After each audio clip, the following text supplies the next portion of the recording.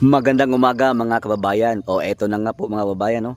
Meron tayong nakitang video na kung saan pasabog ni Sas Rogando Sasot mga kababayan itong pagdawit, no, kay Congressman Tambaluslos na yan na si Martin Romualdez. Abay, may kaso pala itong bribery mga kababayan dyan sa US. Abay, akalain mo umiipal pala itong si Tambaluslos, no? Binabribe niya itong kaso doon sa US hinggil dyan sa Okada, Manila mga kababayan. Abay, exciting ito kasi biro mo, napakawalang hiyang taong itong Tambaluslos na to. Kung ano-anong ginagawa o birada niya kay Ma'am BP Sara Duterte dyan sa Kongreso patungkol sa kanilang mga budget dyan sa OBP. Ngayon, abay, akalain mong may malaking kaso pala sa US. O eto mga kababayan, panoorin ninyo itong pasabog ni Ma'am Sas Rogando Sasot mga kababayan. O eto na po, pagpasensyahan nyo na at medyo konting lang, no, yung audio mga kababayan. Okay, let's go. Ang bribery issue ni ang Speaker Martin Romualdez ay lumabas dahil sa kasong isinampa ng 26 Capital, isang kumpanya sa United States, laban sa Tiger Resort Leisure and Entertainment Incorporated. Ang Tiger Resort Leisure and Entertainment Incorporated ay under ng Universal Entertainment na may-ari ng Okada, Manila. Okay. Following? Okay. Click share po yung mga kararating pa lang. Click share. Ngayon, okay, ito yung kaso, no? Isinampa ito ng 26 Capital. Ang 26 Capital ay isang American company. Isinampa niya to sa US. Ito ay isinampa niya sa Court of Chancery of the State of Delaware. Ang Delaware po ay isang state sa United States. Kakaintindihan ba tayo? Okay. Ngayon, get pen and paper. Okay? Lahat, kumuha na kayo ng papel at pen, pencil, whatever, or sa cellphone ninyo. Isulat ninyo ito. C.A.2023-0128-JTL. Dahil yan po ang reference ng kaso na ito sa Court of Chancery of the State of Delaware. Yang may naka-box na nakalagay sa loob ng pulang box. Isulat nyo na yan, screenshot nyo, para mamaya ma-google nyo at mabasa nyo ito. Ito po ay mababasa ninyo ang buong kaso, pati ang kasong isinampa ng 26 Capital. Okay. Are you following me, guys? Okay? Sabihin nyo lang sa akin kung hindi nyo maintindihan dahil tatagalugin ko ang lahat at ito ipapaliwanag ko sa isang payak na pag-e-explika para ang bawat isang Pilipino, mapamasa man, mapa-elitista man, mapa-intellectual man o mapatambay ay maintindihan ito ng buong-buo. Kaya i-share nyo na ito. Okay. Ngayon, ano ang gusto ng 26 Capital na isang American company mula sa Tiger Resort Leisure and Entertainment Incorporated sa isinampa nitong kaso sa Court of Chancery State of Delaware? Ang gusto ng 26 Capital ay ang tinatawag na specific performance of closing the Special Purpose Acquisition Company, ang tinatawag na SCAP, sa pagitan ng 26 Capital at ng Tiger. Okay. Ang storya po kasi niyan, ang 26 Capital at ang Tiger dapat ay magkakaroon ng merger. Okay? Yan lamang ang pinakamadali natin pag-usapan. Medyo complicated ito, pero itanong nyo po ito sa may alam po sa corporate law sa United States kung anong ibig sabihin ng SPAC or kahit sinong mga abogado na kakilala nyo para ito ay mas lalo nyo maintindihan. Pero yun po ang pinakapayak na ating explanation right now. Ngayon, marahil ay nagtatanong ang karamihan sa inyo, hindi ba? Ang tanong ninyo ngayon, lahat, siguro ito ay logical na tanong, ano kinalaman dito ni House Speaker Martin Romualdez? Malaman ng bawat isang Pilipino dahil ito ay isang isyong pinagtatakpan ng bawat isang congressman, bawat isang senador, at bawat isang mainstream media. So ito ang tanong, anong kinalaman dito ni House Speaker Martin Romualdez? Siyempre, di ba? Anong kinalaman niyo dyan? Hindi ba? Ito po kasi ang kinalaman, bakit na dawit dito si Martin Romualdez. Sa kasong isinampa ng 26 Capital laban sa Tiger sa Court of Chancery ng State of Delaware, ang isa sa accusation ng 26 Capital laban sa Tiger ay ang bribery kay Martin Romualdez para impluwensyahan ang Philippine Supreme Court para ma-regain uli ng Tiger or ng Universal ang kontrol ng Okada Manila. Okay? Yung storya ng labanan ng kontrol ng Okada Manila, i-google nyo na lang yan dahil yan ay laban ng matandang Okada, ng Okada family. Okay? So, para dito lang, doon lang muna tayo limitahan. Okay? Kinailan ang accusation ng 26 Capital, ang Tiger at Universal Entertainment, okay, ay nag-bribery kay Martin Romualdez para impluwensyahan ang Philippine Supreme Court para makuha ng isang Okada faction uli ang kontrol ng Okada Manila. Naintindihan nyo? Ngayon, bakit ito ngayon ipinasok ng 26 Capital na issue?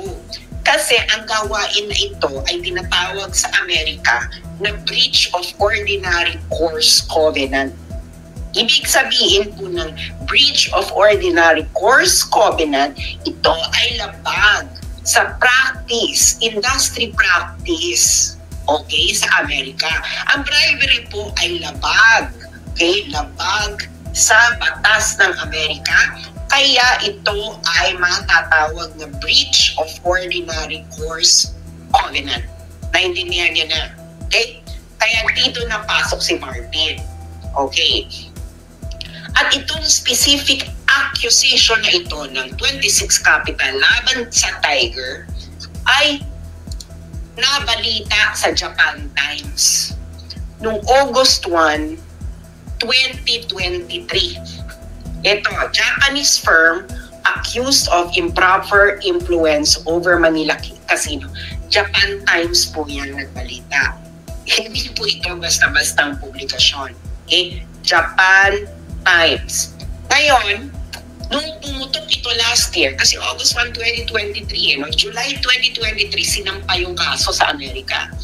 Nabalita August 1, 2023. Nung pumutok ang issue na ito ang sinabi ito ang naging response. Okay? Ito ang naging response ng ating honorable Congressman, House Speaker, Martin.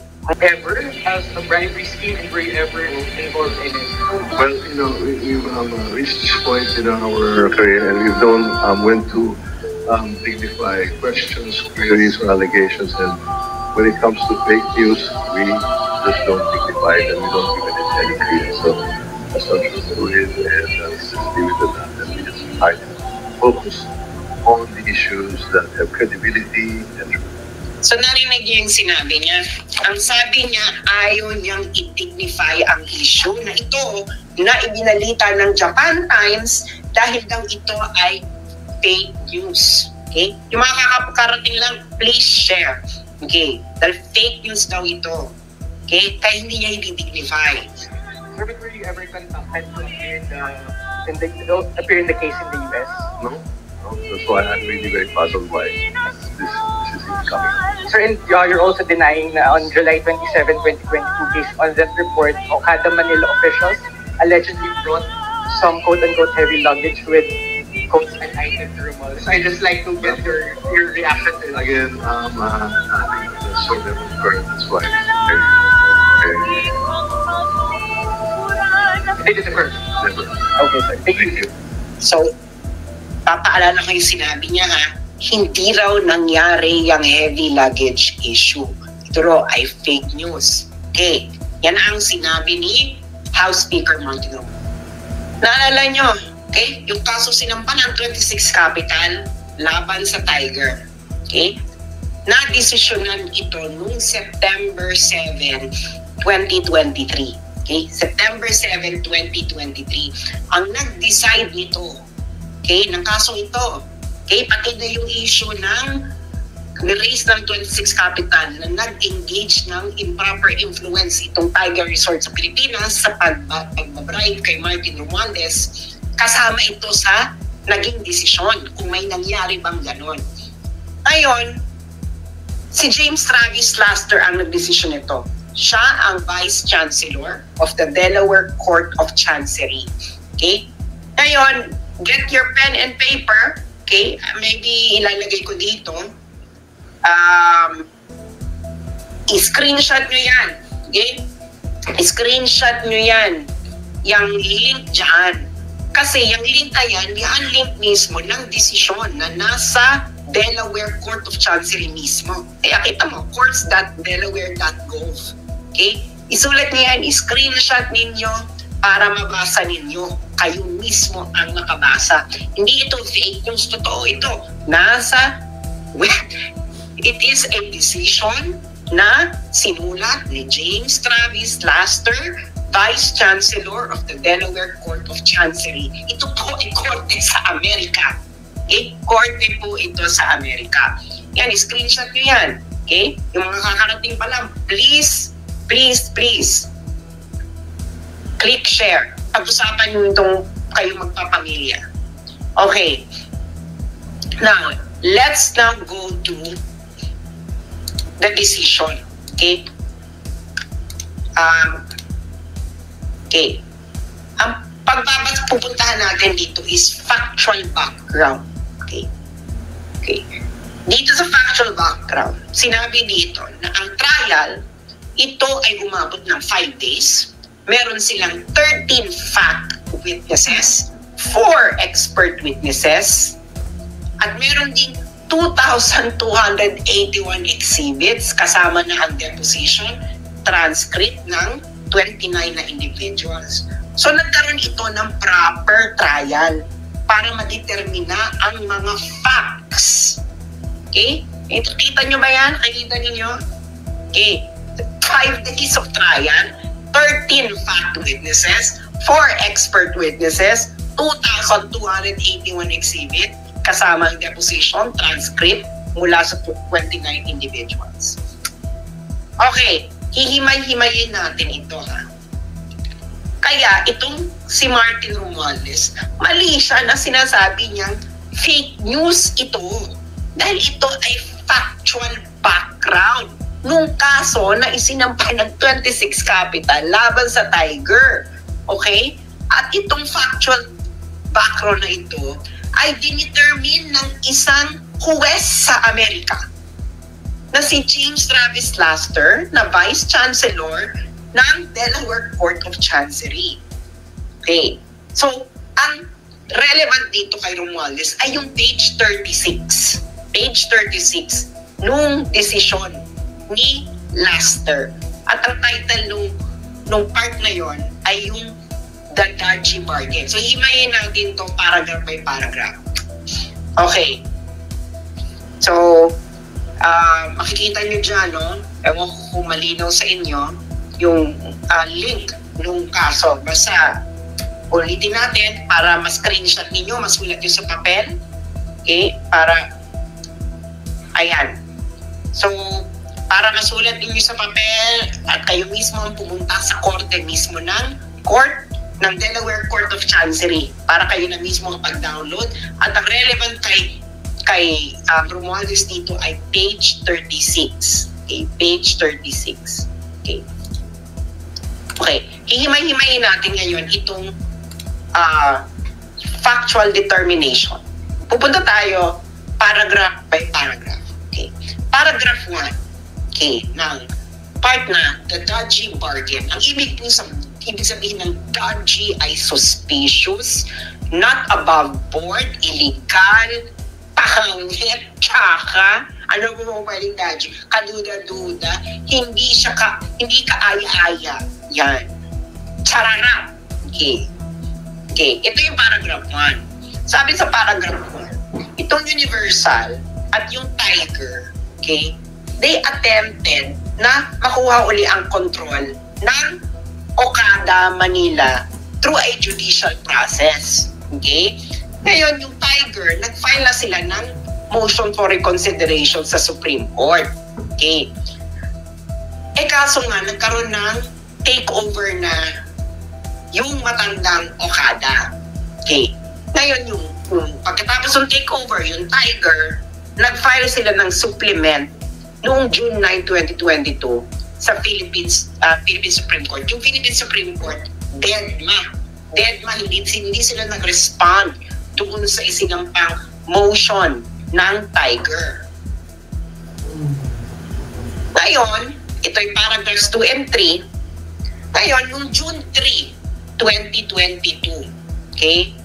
Again, ito ay facts.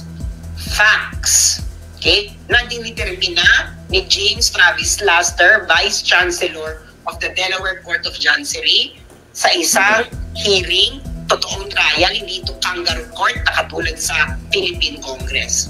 Noong June 3, 2022, si Michelle Lazaro, okay, ay nag-suggest ng isang alternative sa judicial process. Okay?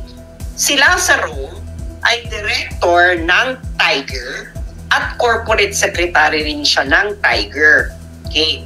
Yung isang director din ng Tiger na si James Lorenzana, kasabwat ni Lazaro, ay pareho daw nasa elite circles ng Pilipinas. Ngayon, itong si Lazaro, si Michelle Lazaro, nag-email siya kay Asano, Takeuchi, at isa pang Universal Director. In-explain ni Michelle Lazaro sa mga Hapon na ito, okay, na siya, si Michelle Lazaro at si James Lorenzana ay may isang relasyon sa isang common friend na isa daw key figure sa Philippine politics na tumulong na rin daw dati sa Universal. Okay? At ito raw ang best option ng Universal para makuha uli ang kontrol ng Okada. Okay. Yung batang Okada yan. Okay. Ngayon, ang sabi ni Michelle Lazaro sa email, the key person or common friend feels that my involvement moving forward is indispensable, such that he was reluctant to provide further assistance or to pursue any potential partnership unless her concerns were addressed. So ang sabi ni Michelle Lazaro, kailangan si Michelle Lazaro sa deal na ito. So ang ibig sabihin niya kung anong kailangan involved si Michelle Lazaro, yan ang sinabi daw sa kanya ni Martin Romualdez. Anong evidence ang nakuha nila dito? Yung email mismo ni Michelle Lazaro. Okay? Kasi sa Amerika po, meron pong tinatawag na discovery proceedings. Okay? Yung sabihin ng discovery proceedings, lahat ng evidence na kailangan mo sa kalaban mo ay pwede mo makuha, emails, texts, etc.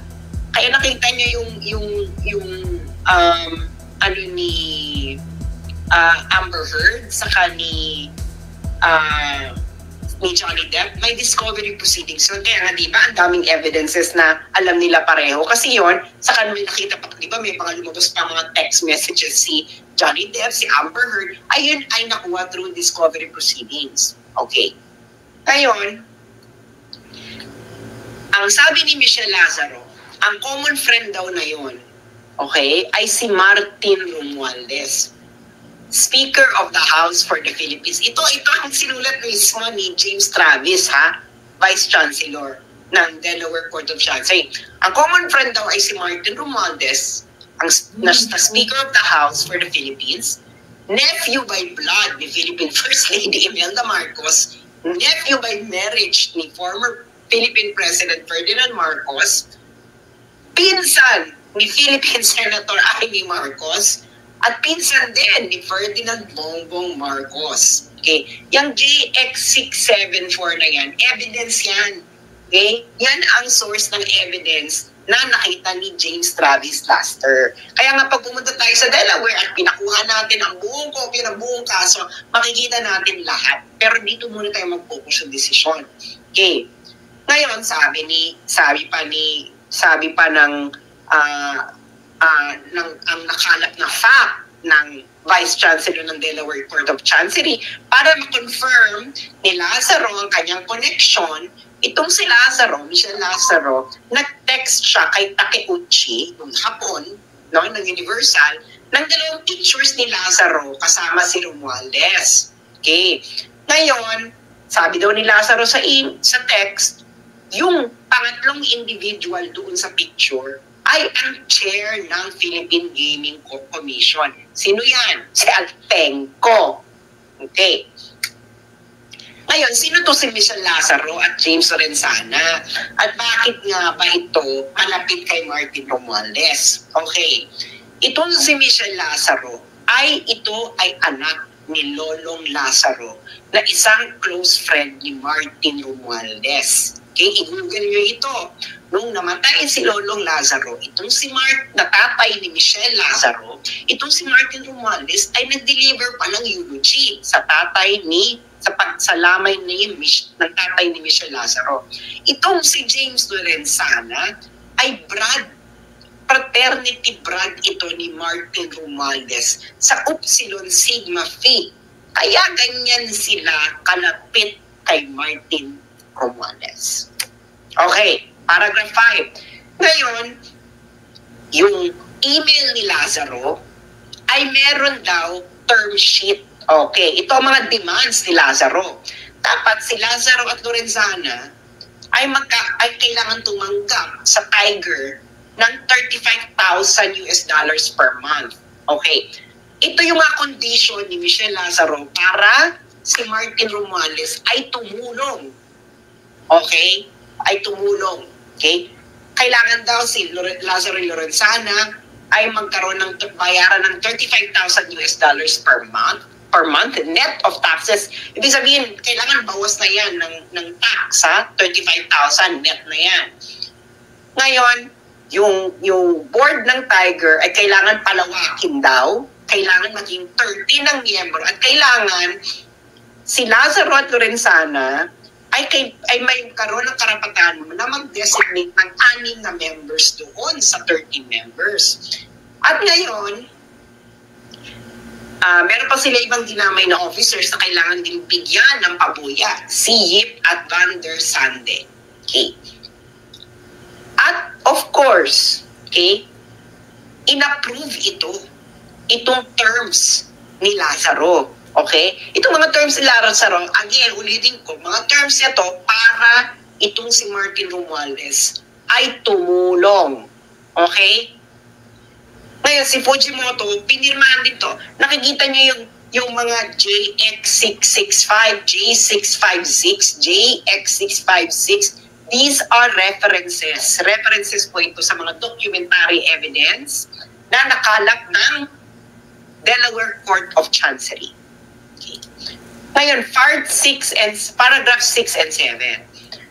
Ang plano daw, okay, ang plano ay kasama sa plano ay dapat may i-deliver kay Romualdez. Okay? Yan ang plano. So, besides doon sa mga demands ni Michelle Lazaro, kailangan din daw ay may ibigay kay Romualdez. So, ang nangyari, yung head ng Universal, okay, yung Universal, ito po ang parent company ng Tiger, at ang Universal ay may-ari ng Okada. Okay. Ang Universal ay nagkaroon ng business trip sa Pilipinas at may dala-dalang heavy luggage. At yung heavy luggage na yun ay merong item para kay number 2. Ang number 2, ito po ang tawag kay Martin Romualdez. Number 2 si Martin Romualdez daw sa Philippine politics. Hindi si Inday Sara na Vice President. Si Martin ang number 2. Okay. Ngayon, pag tumating na raw ang item sa Pilipinas, ito ay dadalhin ng Universal Executive kay Martin. Okay. Ngayon, yung Asano, sabi niya, nakit na natin yung promise natin kay number 2. So now, turn na ngayon ni number 2 na i-fulfill ang kanyang promise. Okay. Intindihan nyo? Lahat ito ay may reference sa documentary evidences mula emails, text messages, etc. na nakalap ng Delaware Court of Chancery. Okay.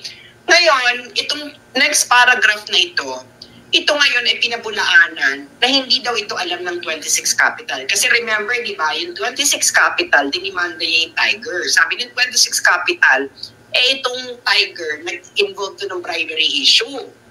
Nag-bribe ito kay Martin. Ngayon, sabi ng 26 Capital, hindi niya alam. Ngayon, itong next paragraph na ito, ang sabi, imposible hindi alam ito ng 26 Capital. Kasi, nag-email pa si Lazaro, Michelle Lazaro. Okay?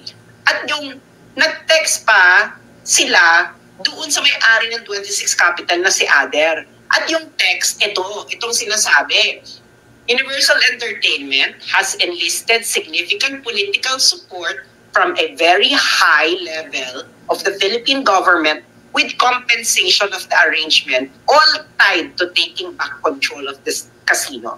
Ano sa Tagalog to? Yung text doon sa may-ari ng 26 Capital, ang sabi, itong Universal Entertainment na may Orcada ay kukuha ng suporta, significant political support, kukuha ng significant political support mula sa isang high-level Philippine government official para makuha uli ang Okada, ang kontrol ng Okada.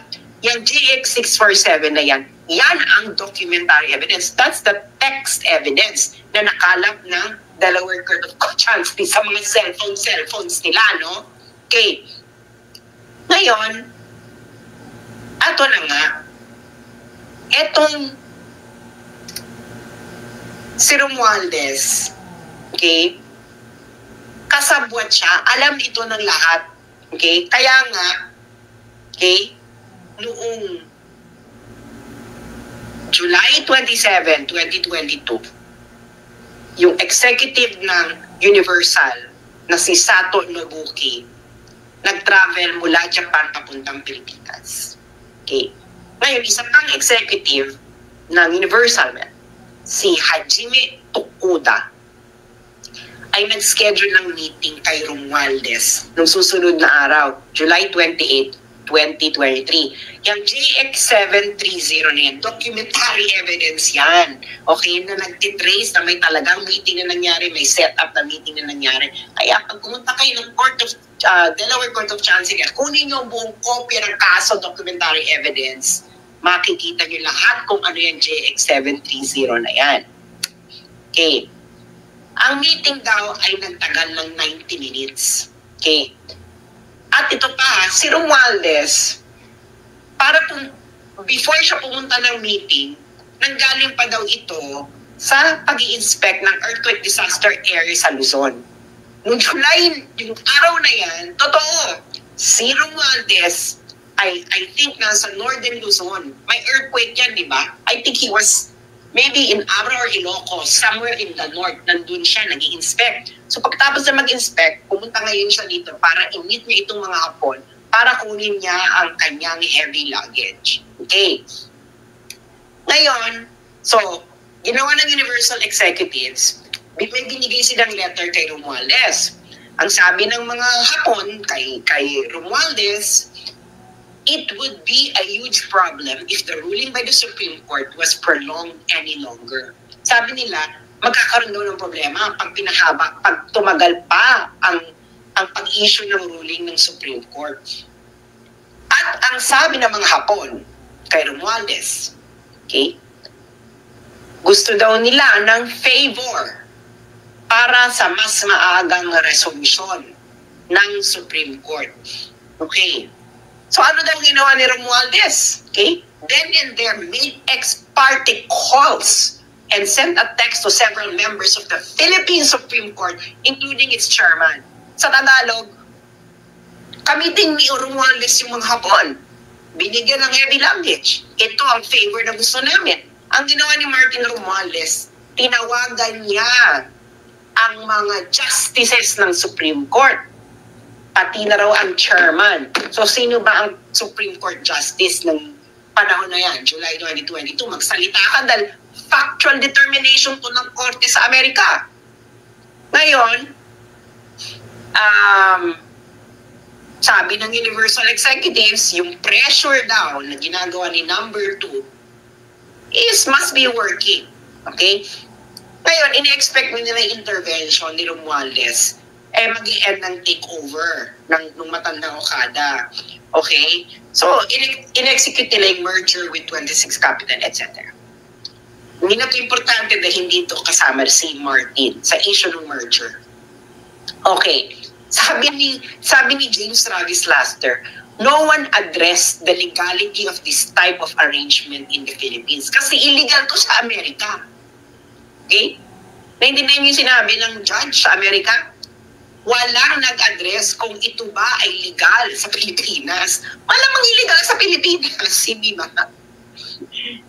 Pero itong si Lazaro at Lorenzana, nakabarkada ni Martin Romualdez, ay nag-broker ng dodgy bargain. Ibig sabihin ng dodgy bargain, illegal na bargain. Okay?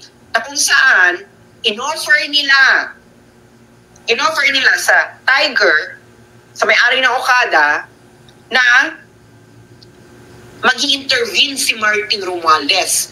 Basta si Lazaro at Lorenzana ay bibigyan ng increased control ng Tiger, ipabayaran ng 35,000 per month, magkakaroon ng may papasok silang mga tao sa Tiger Corporation, at ang pinakahuli ay dapat may ibigay kay Romualdez.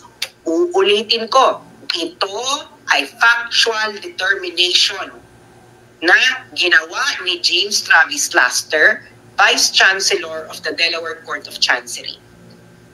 Ngayon, eto na ang maganda. Noong trial daw, ito paragraph 13, noong trial daw, itong Universal, yung mga Hapon, okay? Iniiwas nila na bribery yung ginawa nila, na yung heavy luggage ay bribery kay Martin Romualdez. Okay. Sabi ng mga Hapon, ng mga witnesses, yung heavy luggage daw ay mga dokumento lamang daw ang laman. Ito daw ay document ng mga court cases. At kailangan daw itong dalhin by hand, okay? Kasi wala daw printer. Wala daw printer ang Tiger. Okay? Kasi yung Tiger, nung nasipa sila sa Okada, ng matandang Okada, nawalan na raw sila ng printer. Kaya kailangan daw, i-print daw ng mga Hapon sa Japan ang kopya ng mga kaso at i-deliver sa loob ng luggage. Anong sabi ni James Travis Laster sa palusot na ito ng mga Hapon na witnesses? Anong sabi ni James Travis Laster? Inilagay ko sa pulang box. The testimony was not credible. Sabi niya, hindi credible na ang testimony ninyo na ang heavy luggage ay hindi bribery. Yun ang ibig sabihin nun. Bakit? Sabi ng judge. Una, sabi ng judge ni James Travis Laster, ang mga lawyers ninyo may printer. So bakit kailangan nyo mag-print sa Japan? Number one. Second reason ng judge, ang Philippine law naman, pinipermit ang electronic versions ng mga kaso. So bakit kailangan nila i-print, di ba? Pwede naman ang electronic version sa under Philippine law. Pangatlo, nag-file na raw ang Universal ng mga documents, okay, para sa lawsuit. So bakit pa kailangan yung mag-print? Ika-apat, ngayon, bakit ang senior executive ng Universal ang kailangan magdala ng mga printed documents papunta dito kay Romualdez. Meron naman kayong courier. Ikalima, sabi ng judge, yung mga emails ninyo sa Universal, ang sabi ninyo, yung daladala ninyo ay item. Ito ay napaka-weird na word para sa documents. Actually, yung mga emails daw Universal, punong-puno daw ito ng mga codes katulad ng heavy luggage. Si Martin Romales ang tawag number 2. Okay? Bakit kailangan yung magkaroon ng maraming katsakahan na iba't ibang words para lang sa court documents? Kung court documents talaga yan. At ito ang pinaka sinabi ng judge. Noong minute ng Universal Executives ng mga Hapon, si Romualdez, ipinakita nila nga ang letters ng 26 Capital at isang pang kumpanya tungkol sa deal. Pero ang mga letters naman yun ay hindi mabigat. Kaya, itong si James Travis Laster, ang kanyang factual determination, ang heavy luggage na yan, ay part ng dodgy bargain. Sa madaling salita, ito ay bribery. Gusto ko lang sabihin mga kababayan, na sa trial na ito, hindi nag-deny ang mga Hapon na minit nila si Martin Romualdez noong July 2022 at meron silang dalang heavy luggage. Hindi nga, nagpalusot nga lamang ang mga Hapon na ito sa judge sa Amerika na ito hindi bribery. Pero hindi naniwala dito ang judge sa Amerika. Kaya mga kababayan, nakakalungkot ito. Sangkot dito ang Korte Suprema. Sangkot dito ang House Speaker ng Pilipinas. At of course, ang Presidente ng Pilipinas, ang pinsan mo, tinotolerate mong ganito. Ito ba ang bagong Pilipinas, Bongbong Marcos? Ito ay kaso, factual determination na ginawa sa isang korte sa Amerika at hindi sa mga kangaroo court ninyo. At ito ang pinaka nakakalungkot na sinabi ng judge sa Amerika na si James Travis Laster. Ang sabi niya dito, ang mga outcomes daw sa Philippines, sa Philippine courts, ay naaapektuhan ng political influence. Kaya itong 26 Capital, parang kung dalhin mo to sa Pilipinas, wala rin mangyayari. Kung dalhin mo itong, kung halimbawa, mag-utos si James Travis Laster na ituloy niya yung deal niya sa Tiger, malabong i-honor ito sa Pilipinas dahil nga, ang outcomes pala sa Pilipinas na i-impluensyahan ng mga politiko. At yung mga kalaban daw, itong 26 Capital, gumawa na nga ng dodgy bargain or bribery para makuha yung political influence. So, porke pa? Wag na raw, yung remedy na ituloy, yung i-close yung deal, hindi na kailangan, ay malabong mangyari. Nag-gets niyo?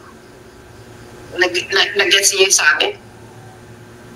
Ang outcomes sa Philippine legal courts ay na-impluensyahan ng mga politiko.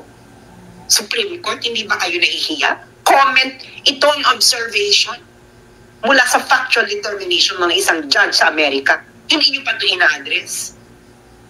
Pinag-uusapan na ito ng mga sikat na abogado, mga law firms sa Amerika dahil nga napaka-bizarre daw ng mga facts dito. Lalo na itong involvement na ito ni number 2, ni House Speaker Martin Romualdez. So ang tanong ko mga kababayan, sino ngayon ang fake news sa bribery issue? Ang laway ni Romualdez o ang factual determination ni James Travis Laster na Vice Chancellor of the Delaware Court of Chancery? Sino? Sino ang fake news? Si Martin o yung judge sa Amerika? Ngayon, mga kababayan, bakit sa tingin nyo ayaw itong pag-usapan ng mainstream media? Bakit yung mga senador na malilinis sa katulad ni Risa Ontiveros ayaw itong pag-usapan? Bakit si Trillanes ayaw itong pag-usapan? Bakit ayaw nila itong pag-usapan? Isa itong fact na na-establish sa isang kaso sa Amerika. Ayan, makikita nyo dyan ang link. I-screenshot ninyo, puntahan nyo yan sa Google, i-search ninyo yung link, puntahan nyo yan, i-type nyo sa search bar. Yan, i-screenshot nyo yan, pumunta kayo ng page 36 ng decision para mabasa din ninyo ang ating diniscuss ngayong gabi dito.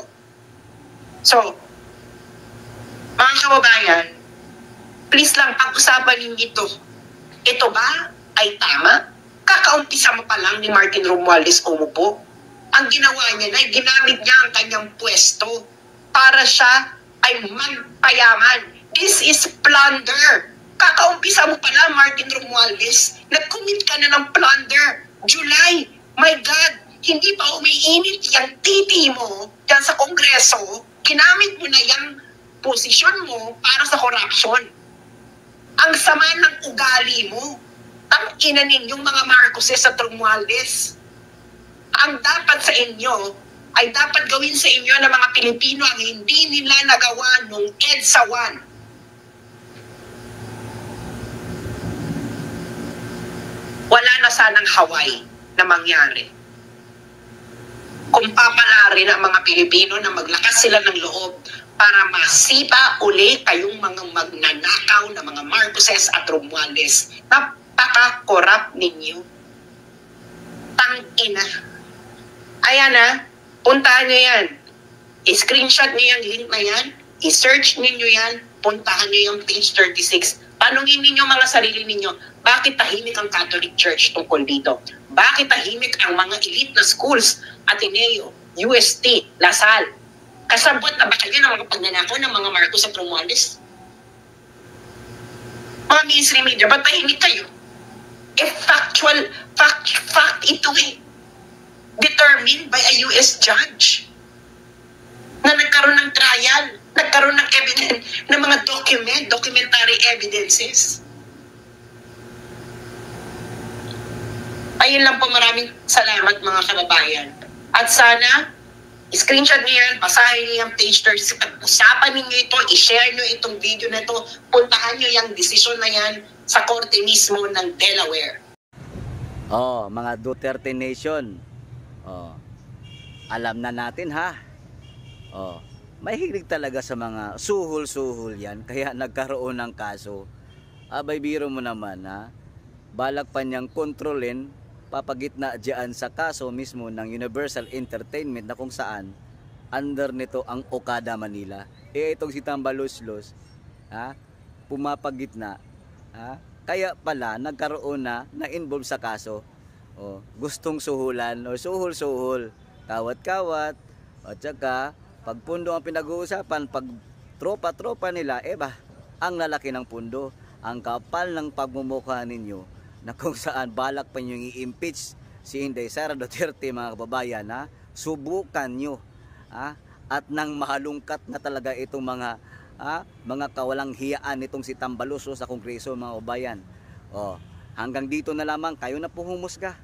Kasi ang sarap katayin, nabubuhay siya. Paalam mga kababayan.